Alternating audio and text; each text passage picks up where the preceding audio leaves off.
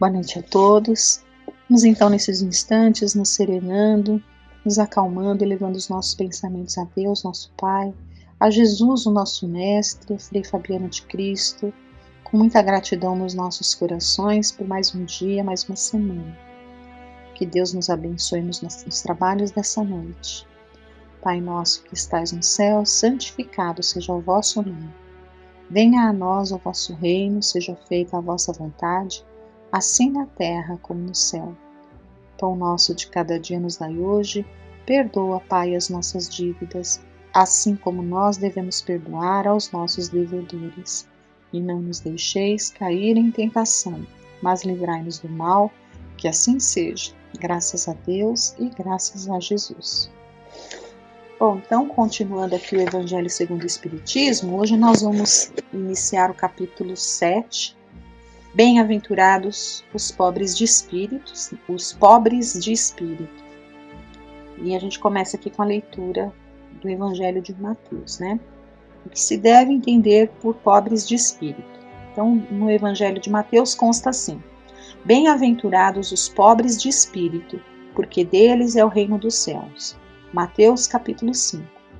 E à luz da doutrina espírita, agora vem aqui a explicação, né? A incredulidade se diverte com esta máxima: bem-aventurados os pobres de espírito, como com muitas outras que não compreende. Por pobres de espírito, entretanto, Jesus não entende os tolos, mas os humildes, e diz que o reino dos céus é destes e não dos orgulhosos. E a gente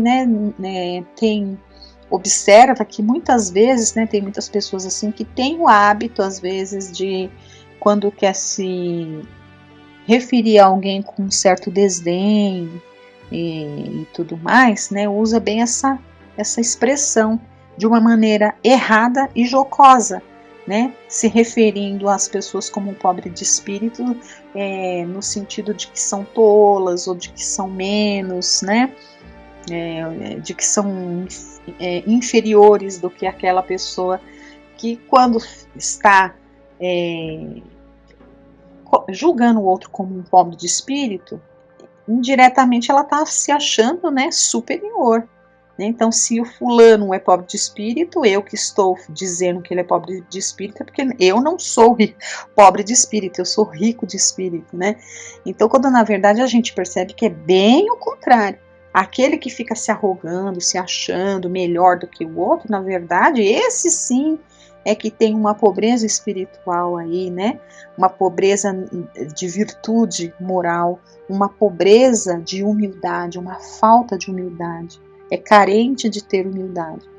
Então, antes, se alguém tem esse hábito, que corte, que a gente não dê vazão para um hábito de usar esse tipo de expressão jocosa e ofensiva para se referir a quem quer que seja, porque quando a gente profere essa expressão nesse sentido, de julgando o outro como um pobre de espírito, aos olhos de Deus e aos olhos de Jesus, o pobre de espírito na verdade somos nós, os orgulhosos que estamos achando que somos mais do que o outro, Então, continuando aqui a leitura. Os homens cultos e inteligentes, segundo o mundo, o nosso mundo material, fazem geralmente tão elevada opinião de si mesmos e de sua própria superioridade que consideram as coisas divinas como indignas de sua atenção. Preocupados somente com eles mesmos, não podem elevar o pensamento a Deus. Essa tendência a se acreditarem superiores a tudo leva-os frequentemente a negar o que, sendo-lhe superior, pudesse rebaixá-los, e a negar até mesmo a divindade. E se concordam em admiti-la, contestam-lhe um dos seus mais belos atributos, a ação providencial sobre as coisas deste mundo, convencidos de que são suficientes para bem governá-lo. Tomando sua inteligência como medida da inteligência universal e julgando-se aptos a tudo compreender, não podem admitir como possível aquilo que não compreendem. Quando se pronunciam sobre alguma coisa, seu julgamento é para eles inapelável. E aqui a gente faz uma pausa, para perceber como tem pessoas assim que... E é um número muito grande, somos nós, a humanidade como no todo. Claro que tem uns que já estão abrindo mais os olhos, né? Mais, outros menos, mas no geral ainda tem muito de orgulho no mundo, né? No sentido até de não se admitir o mundo invisível, né? O mundo espiritual, a vida que continua depois da morte. Então tem muitas pessoas que negam isso por puro orgulho, porque como não sabem explicar isso, né? E como seu orgulho é muito grande, e o orgulhoso ele não admite que ele não sabe alguma coisa. Então, entre admitir uma fraqueza, digamos assim, e negar, é muito mais fácil negar, né? Então, o orgulhoso vai sempre negar, porque é o caminho muito mais fácil do que admitir a impotência, admitir a ignorância de certas coisas.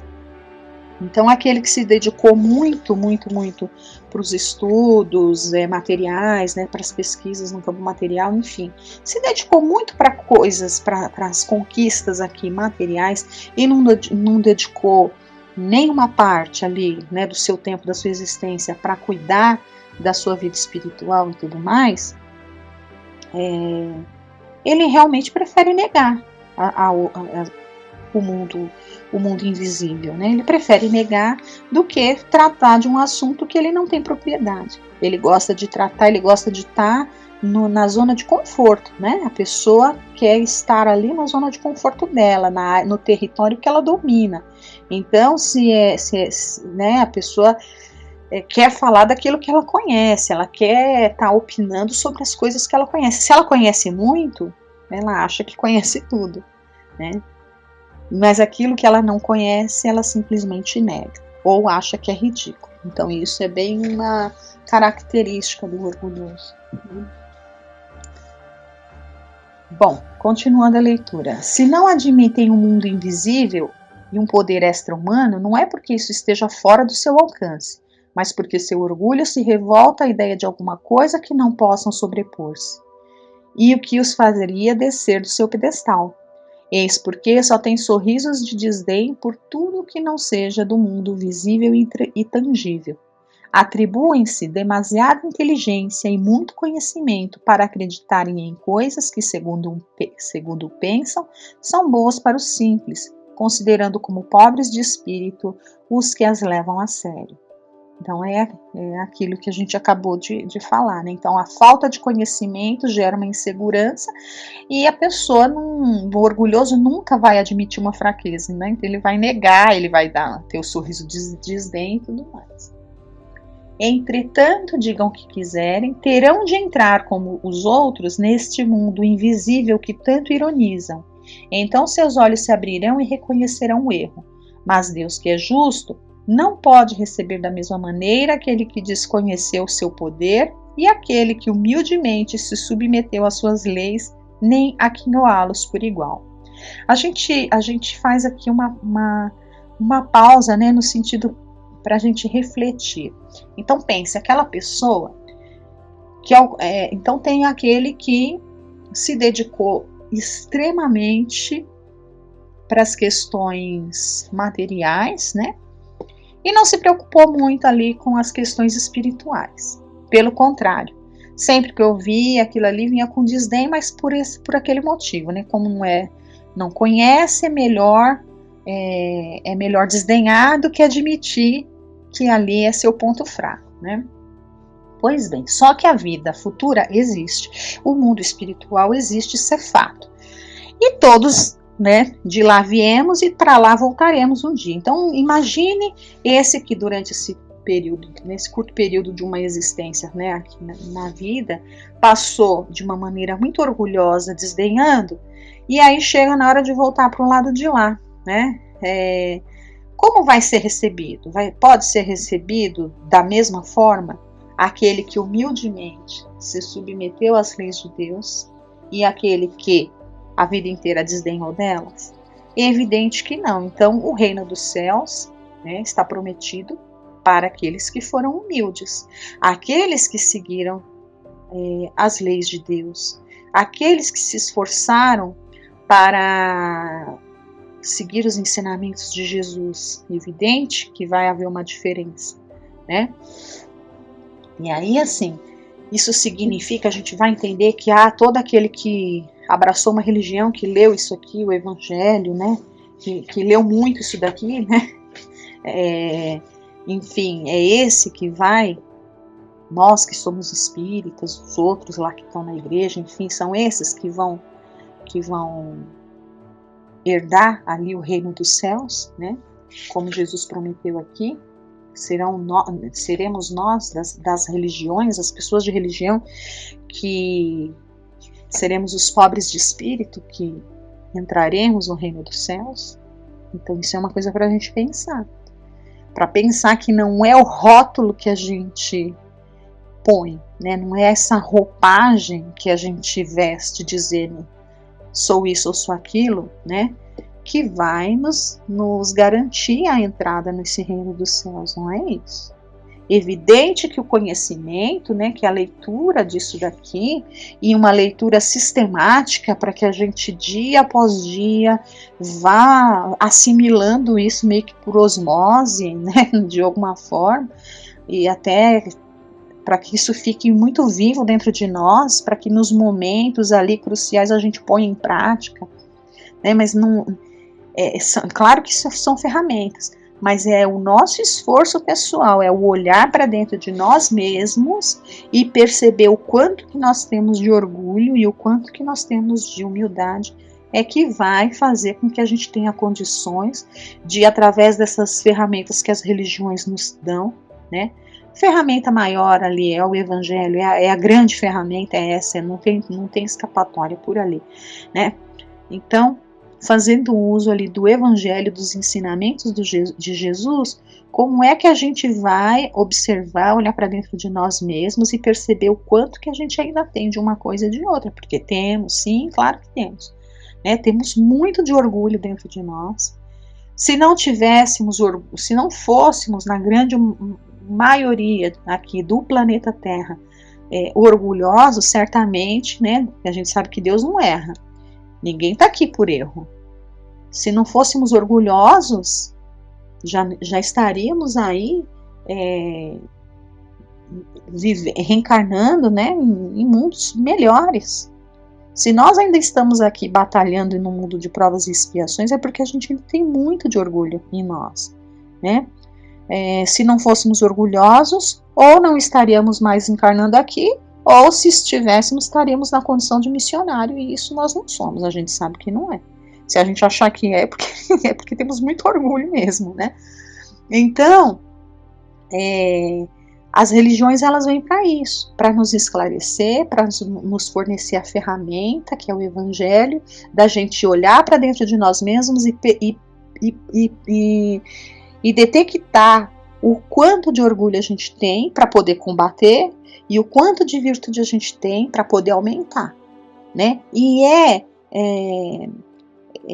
automático isso. À medida que a gente vai combatendo o orgulho, a gente vai aumentando a humildade, né? À medida que a gente vai aumentando a humildade, a gente vai combatendo o orgulho, porque esses dois sentimentos são antagônicos. Não dá para ter as duas coisas ao mesmo tempo, né? A gente até tem, como é que eu vou dizer, mais um e menos outro, né? E a tendência é, conforme um sentimento vá crescendo, o outro vai diminuindo.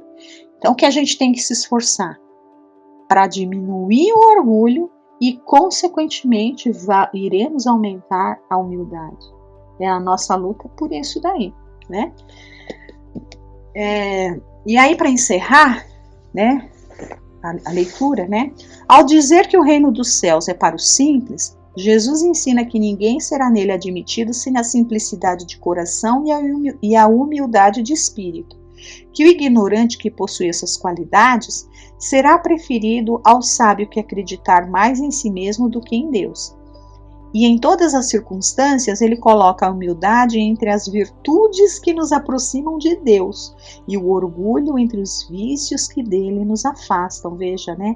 A humildade, as virtudes que mais nos aproximam de Deus e o orgulho, o vício que dele nos afastam. E isso por uma razão muito natural, pois a humildade é uma atitude de submissão a Deus, enquanto o orgulho é a revolta contra ele. Mas vale, portanto, para a felicidade do homem ser pobre de espírito no sentido mundano e rico de qualidades morais. Então a gente tem que dobrar muito mesmo o nosso orgulho. É isso que a gente tem que fazer. Às vezes a gente quer que seja de um jeito, tem que ser do meu jeito, mas por que tem que ser do meu jeito? Eu tenho que aprender a me submeter e aceitar as coisas que não são às vezes do meu jeito, né? E entregar para Deus. É um exercício isso daí, é um exercício que a gente faz na vida, sabe? Mesmo diante das situações aparentemente até injustas e tudo mais, que eventualmente a gente venha sofrer, né? É claro que ninguém vai ficar ali, né? A gente não tem o direito ali de colocar nossa opinião, claro que a gente tem e deve se colocar, mas a gente tem que aprender a perceber que, que muitas vezes a nossa vontade não vai ser feita, né? E entregar nas mãos de Deus mesmo. E ser mais humilde. É isso que a gente tem que procurar para a nossa existência, né? Ser submisso. Submissão à vontade de Deus. Seja feita a vossa vontade, né? Agradeço a todos a atenção. E agora nós vamos ficar com a segunda parte, com o Livro dos Espíritos e a nossa querida companheira Silvia Belotto. Uma boa semana a todos. Fiquem com Deus.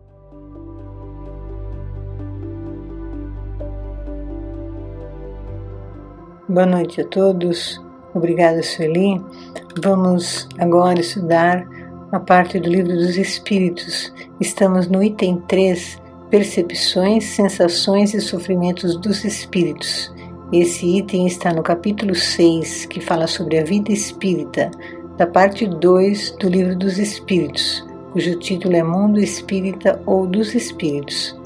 Já vimos uma parte deste item, e agora vamos continuar a partir da questão 242. Como têm os espíritos o conhecimento do passado? Esse conhecimento é para eles ilimitado? Resposta: o passado, quando dele nos ocupamos, é um presente, precisamente como te lembras de uma coisa que te impressionou durante o teu exílio.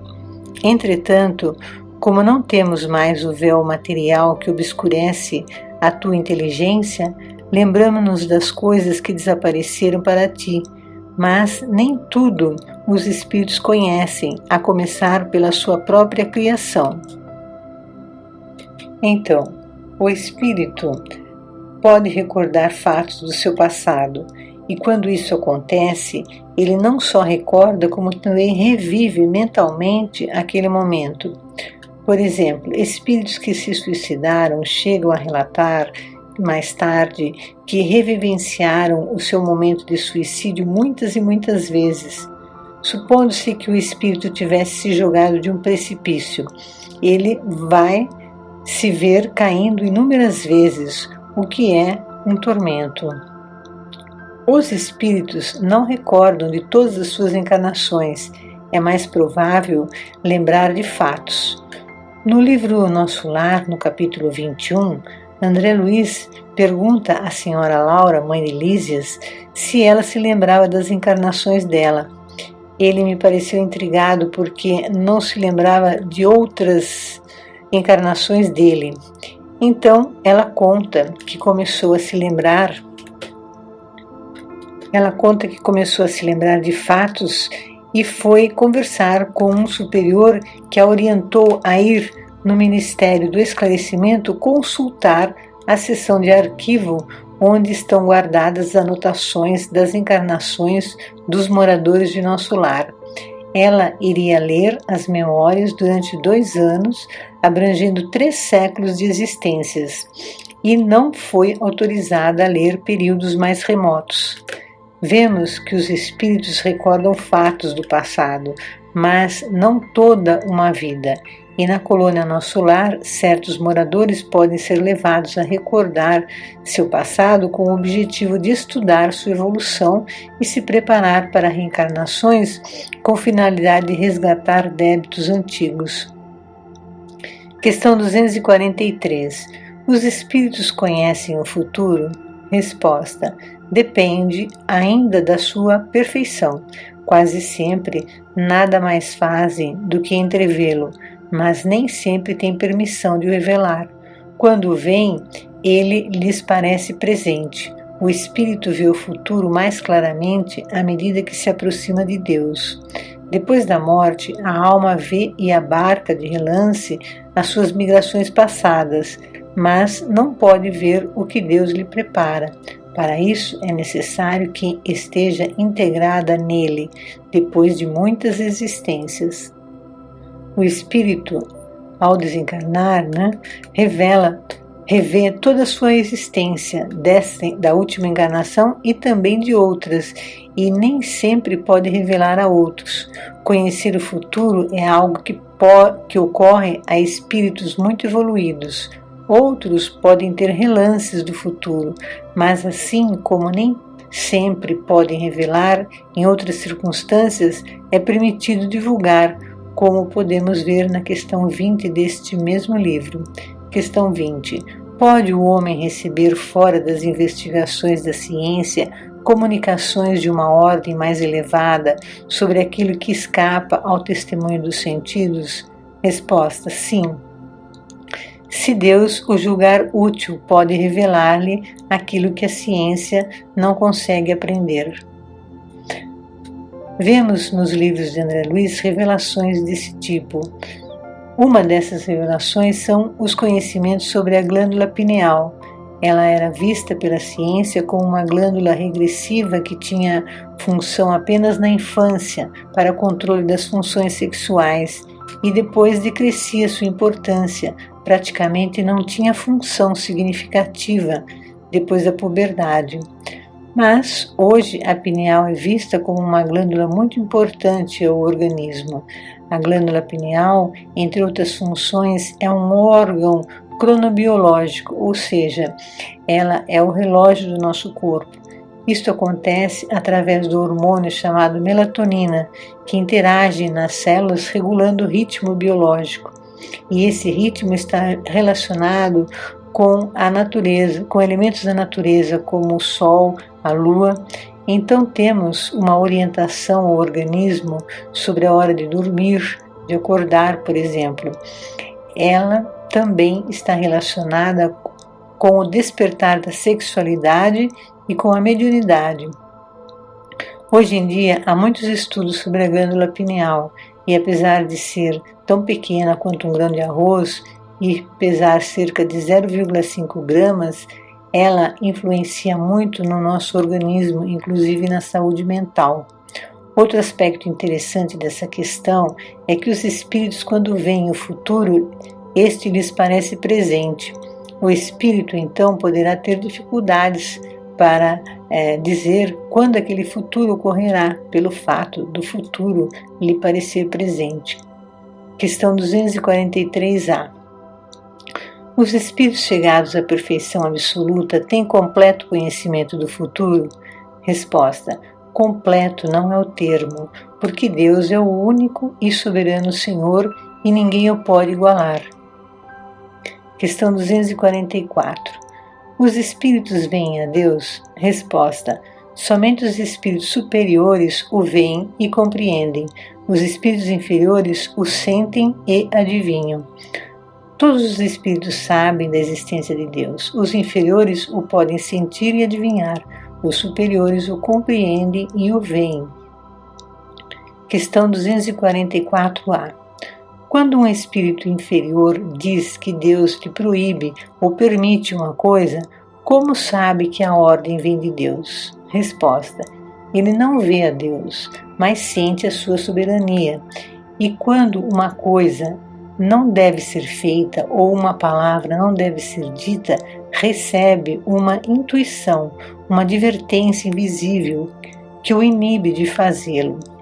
Vós mesmos tendes pressentimentos que são para vós como advertências secretas, para fazeres ou não alguma coisa.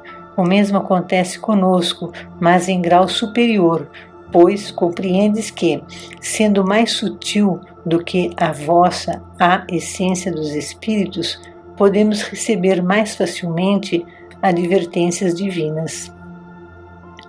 Vemos que, assim como nós temos intuição sobre o que é melhor dizermos ou fazermos, os espíritos também a têm, só que, como eles estão fora do corpo de carne, a intuição é mais incisiva, mais intensa. Questão 244b. A ordem é transmitida diretamente por Deus ou por intermédio de outros espíritos? Resposta: não vem diretamente de Deus, pois para comunicar-se com Ele é preciso merecê-lo. Deus transmite as suas ordens pelos espíritos que estão mais elevados em perfeição e em instrução. Então Deus nos auxilia através de outros espíritos, como os anjos da guarda. Temos também os espíritos protetores. Os anjos guardiães são os mais elevados. Dentre aqueles que nos protegem, os mais evoluídos nos auxiliam através de outros espíritos, mas em condição de são menos evoluídos, mas em condição de nos auxiliar. Questão 245. A vista dos espíritos é circunscrita como nos seres corpóreos? Resposta: não, é uma faculdade geral. Ou seja, os espíritos não veem pelos olhos como vemos, eles veem por toda a parte do corpo, pelas pontas dos pés, pela parte de trás da cabeça, por exemplo. Questão 246. Os espíritos precisam de luz para ver? Resposta: veem pela luz própria, sem necessidade de luz exterior. Para eles, não há trevas, a não ser aquelas em que podem encontrar-se por expiação. Questão 247. Os espíritos precisam transportar-se para ver em dois lugares diferentes? Podem ser ao mesmo tempo num lugar e noutro hemisfério do globo? Podem ver ao mesmo tempo num lugar e noutro hemisfério do globo? Resposta: como o espírito se transporta com a rapidez do pensamento, podemos dizer que vê por toda parte de uma só vez. Seu pensamento pode irradiar e dirigir-se para muitos pontos ao mesmo tempo, mas essa faculdade depende da sua pureza. Quanto menos puro ele for, mais limitada é a sua vista. Somente os espíritos superiores podem ter visão de conjunto. Agora tem um comentário de Kardec. A faculdade de ver dos espíritos, inerente à sua natureza, difunde-se por todo o seu ser, como a luz num corpo luminoso. É uma espécie de lucidez universal, que se estende a tudo, envolve simultaneamente o espaço, o tempo e as coisas, e para a qual não há trevas nem obstáculos materiais. Compreende-se que assim deve ser, pois no homem a vista funciona através de um órgão que recebe a luz, e sem luz ele fica na obscuridade. Nos espíritos, a faculdade de ver é um atributo próprio que independe de qualquer agente exterior. A vista não precisa de luz. Então, os espíritos mais evoluídos têm um poder maior de irradiação do pensamento. Por isso podem estar em muitos lugares ao mesmo tempo sem se dividirem a si mesmos, em outras palavras, sem perder a sua unicidade. Também, em outras palavras, os espíritos mais evoluídos rompem as barreiras do tempo, do espaço e de objetos, assim tendo condições de estarem em vários lugares ao mesmo tempo. Questão 248. O espírito vê as coisas distintamente como nós? Resposta: mais distintamente, porque a sua vista penetra o que a vossa não pode penetrar, nada a obscurece. Os espíritos mais evoluídos podem ver o que se passa dentro de um objeto. Por exemplo, ao observar uma mesa, ele também penetra sua visão dentro da madeira. Ele pode ver ou saber como ela é por dentro. Questão 249. O espírito percebe os sons? Resposta: sim, e percebe até mesmo os que os vossos sentidos obtusos não podem perceber. Os espíritos mais evoluídos ouvem música no espaço etéreo. São músicas celestiais, dada a sua perfeição, sua beleza. Mas não são todos os espíritos que conseguem ouvir essas músicas. Os espíritos pouco evoluídos ouvem as músicas ou prestam atenção nas nossas músicas. Questão 249A. A faculdade de ouvir, como a de ver, está em todo o seu ser? Resposta: todas as percepções são atributos do espírito e fazem parte do seu ser. Quando ele se reveste de corpo material, elas se manifestam pelos meios orgânicos, mas no estado de liberdade não estão mais localizados. Questão 250. Sendo as percepções atributos do próprio espírito, ele pode deixar de usá-las? Resposta: o espírito só vê e ouve o que ele quiser. Isso de uma maneira geral e, sobretudo, para os espíritos elevados. Os imperfeitos ouvem e veem frequentemente, queiram ou não, aquilo que pode ser útil ao seu melhoramento. Enfim, os espíritos mais evoluídos podem estar em diferentes lugares ao mesmo tempo, têm sensibilidades mais aguçadas para as diferentes artes, suas músicas, suas pinturas são mais ricas em belezas, sutilezas, difíceis de adjetivarmos. E, quando se fala em belezas, os espíritos também admiram as belezas naturais. Mas os espíritos só percebem ao prestarem atenção. Essa capacidade de escolha é mais aguçada nos espíritos mais evoluídos. Quanto aos sofrimentos e necessidades, os espíritos os conhecem porque já estiveram encarnados, mas não os experimentam de maneira geral. Quanto ao cansaço e necessidade de descanso, varia conforme o grau evolutivo do espírito, mas eles não têm necessidade de dormir, por exemplo. Vou ler um trecho sobre isso na resposta da questão 254 sobre esse tema. Mas o espírito repousa no sentido de não permanecer numa atividade constante. Ele não age de maneira material, porque a sua ação é toda intelectual e o seu repouso é todo moral. Há momentos em que seu pensamento diminui de atividade e não se dirige a um objetivo determinado. Este é o verdadeiro repouso, mas não se pode compará-lo ao do corpo. Quanto ao sofrimento que os espíritos podem sentir, são as angústias morais. Se alguns espíritos se queixam de frio e calor, é devido à lembrança do que sofreram durante a vida como encarnados. Quando se lembra do corpo, experimenta uma espécie de impressão, como quando se tira uma capa e algum tempo depois ainda se pensa estar com ela. Com esses comentários finais, encerramos o estudo deste item do Livro dos Espíritos.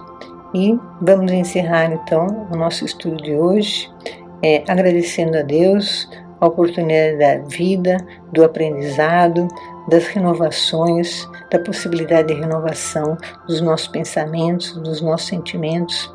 E vibremos amorosamente pedindo por todos aqueles que desencarnaram esta semana, por todos aqueles que estão doentes, nos hospitais, nas ruas, em seus lares, nas prisões, no plano dos encarnados e dos desencarnados. Pai nosso que estais nos céus, santificado seja o vosso nome, venha a nós o vosso reino, Seja feita a vossa vontade, assim na terra como no céu. O pão nosso de cada dia dai-nos hoje. Perdoai as nossas dívidas, assim como nós perdoarmos os nossos devedores. E não nos deixeis cair em tentações, mas livra-nos, Senhor, de todo mal, pois vosso é o poder, a justiça e a glória por toda a eternidade. Que assim seja. Graças a Deus.